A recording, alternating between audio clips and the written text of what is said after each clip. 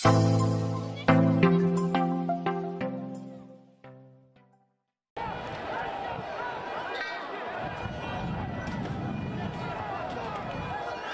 about 4 million and 117,000 Afghan refugees, according to the United Nations Refugee Agency. Greece, according to Assalamu alaikum warahmatullahi wabarakatuh. Tahriibka, dhibaatada iyo masiibada iyo silca tahriibka. Barihii ugu dambeeyay waxaan maqlaynay tahriib markaasi baduhu ay liqeen dad tahriibaya oo ay baduhu liqeen ama baraf u dhintay. Hadaba khatarta iyo masiibada tahriibka iyo silca dabcan maaha wax laga sheekayn karo dabcan ama meel lagu soo koobi karo. Tahriibka sidiisana taariikh ahaan maaha wax hatta iyo shalay bilaabmay ama sanado dhow, balse waa mid weligeedba jirtay marka uu wadan qalalaasa galo ama ay dhacdo daraxumo ama siyaabo kaleba oo dalkaasi bulshadiisa ku kalifaysa inay dalka ka baxaan oo ay wadamo kale u haajiraan. dabcan taas weligeed waa jirtay, dadkuna way haajiraadaan ama meelo kale ay u haajiroodaan. iyadoo ay sidaa tahay, tahriibku waa meesha ugu daran ama waa waxa ugu daran silic iyo dhibaatada ugu daran adduunka. qof socda oo aan aqoon meesha uu ku socdo waa jahlinimo iyo dhibaato aad u daran. dabcan waxaan ognahay in badda Mediterranean-ka ee u dhaxaysa Afrika iyo Yurub ay qabto dhalinyarta Afrika iyo bulshooyin kaleba. dalka Morocco iyo sidoo kale dalka Spain waxaa jirta xuduud yar oo la iskaga gudbo. waa meel dhibaato iyo hoog uu ka dhaco sanad walba kumanaan muhaajiriina kadib markii ay dhistay dalka Spain uu dhisay, maadaama Afrika qayb yar oo gobol ah oo markaasi Morocco ku dhegan uu maamulo. in halkaas ay ahayd halka ugu fudud ay ka bixi kari lahaayeen, balse halkaana si xun u adkeeyay Spain. dhinaca kale waxaan u imaan doonaa fursadaha lagama maarmaanka ah, faraha badan ganacsi iyo sidoo kale fikradaha muhiimka ah ee xataa dalka gudihiisa iyo markaasi siyaabo kale oo looga faa'iideysan karo ganacsiga. balse qof aan aqoon meesha uu ku socdo Yurub, qofka haddii uu aado ama wadamada reer galbeedka ama Maraykan ama meel kale,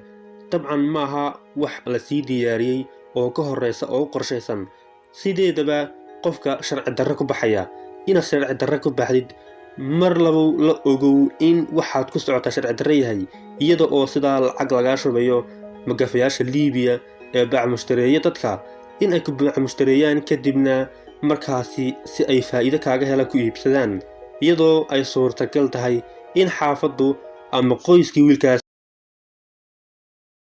in wax walba oo ay awoodayeen ay ku bixiyaan safarka aad gashay, safarka dhibaatada iyo rafaadka ah. in wax walba oo uu qoysku awoodayay in uu kaaga badbaadiyo halkaas. inta badan dhalinyarada tagta tahriibka waxay inta badan ku lumaan dhexda ama way dhiman, inta badan jeelasha ayay ku jiraan iyagoo si xun loo jir dilay. dabcan muuqaalo ayaa laga soo duubaa, laakiin ma soo bandhigi doono arrimo anshaxa la xidhiidha iyo inaan loo adkaysan karaynin arrimahaas dhibaatada iyo rafaadka badan. wax yar oo tiro ah oo ka gudubta caqabadaas iyo dhibaatadaas faraha badan ayaa iyaguna wax ka horeeyay uusan jirin, halka ay ku socdaana aysan wax diyaar ugu sii hayn. dabcan sii socoshada ee ku sii jeeditaanka Yurub waxaa suurtagala in aan qofkaasi sharci laga siinin wadamada galbeedka Yurub oo iyagu ka dhaqaalo badan ama wadamada horumaray ka ah oo aan la mid ahayn wadamada kale ee bariga Yurub. dabcan isku mid ma aha marka loo eego wadamada Jarmalka, Ingiriiska iyo sidoo kale Faransiiska ama wadamadaas galbeedka Yurub ku yaala la mid maaha kuwa bariga. hadiga oo halkaas tagay waxa suurtagala in lagu tuuro bariga meel ka daran Afrika oo yacni aad u maleynaysid wax kale. waxaa suurtagala in uu qofku diinta ka lumo, in uu dhaqan darro uu aad u baahsan uu la kulmo, in yacni wax walba oo dhibaato ah uu la kulmo. sanad walba waxaan aragnaa muhaajiriinta ku gadoomaya ee ku qarqoomaya badaha iyo barafka. tii ugu dambeysay ee ka dhacday dalka Turkiga 19 qof oo xataa Soomaali ay ku jiraan ayaa meydkooda laga helay badda markaasi xuduudda ay wadaagaan dalalka Turkiga iyo Greega, iyadoo dowladda Turkiga dabcan ay ku eedeysay in Greegu uu dharkiina ka siibtay kadibna uu dib ugu soo celiyay xuduudda Turkiga. inta badan dhalinyarada isle halkaas ka gudba ama Yurub u gudba ma yaqaanaan waxay si mar doonaan waana baqtiya nasiib iska soco sida doonta ayaad noqon doonta ama waad dhiman ama waad noolaan laakiin xaqiiqada dhabta ah ayaan cidna iska indhatiri karin ayaa ah in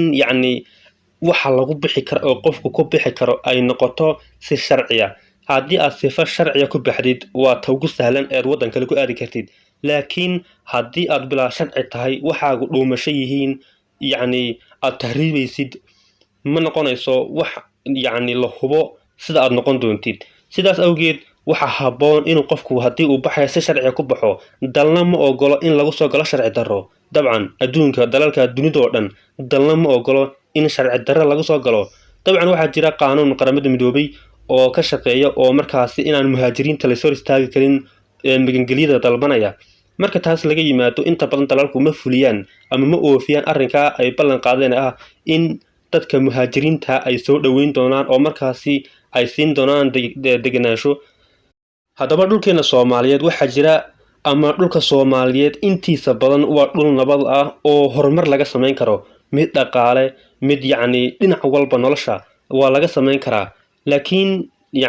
in dadku ay wax walba ay ka eegaan meeshaas qurbaha ee halka iyo wadamada reer galbeedka wadamo diina kala haysta Kristan umuuro kale cunsuriyada nacaybku u madax maray in aysan ku doonaynin adoo muslima dhalinyaro badan ayaa hatta qaas ku dhacaya oo noqonaya dad aan muslimba ahayn oo diibo kala qaata